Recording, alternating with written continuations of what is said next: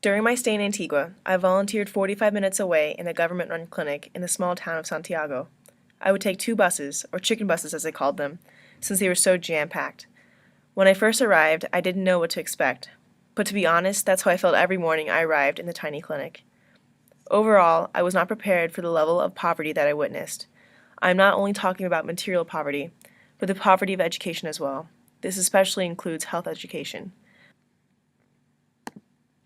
In the mornings, the small waiting room would be slammed with 30 or so families waiting in line to see the doctor. The nursing staff and I would work together as fast as we could to take their blood pressure, height, weight, and temperature. But when it was exceptionally busy, Senora Violeta, one of the nurses, would ask me to work in the women's clinic. I remember the first time I gave a woman a pap smear. She was 45 years old, never married, never had kids, and it was her first pap smear as well. After hearing this information, I didn't think anything would be amiss. But once she was in the stirrups, I realized that she had a severe case of an STD.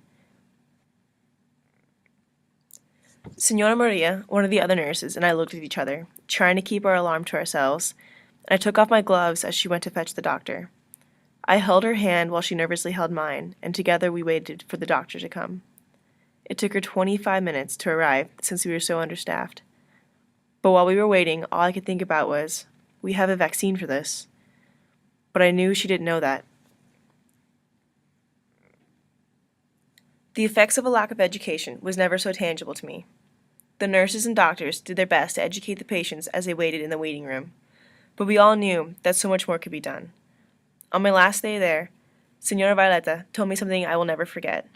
She told me, "Kim, take every advantage of your education, because it is a way that can bring change."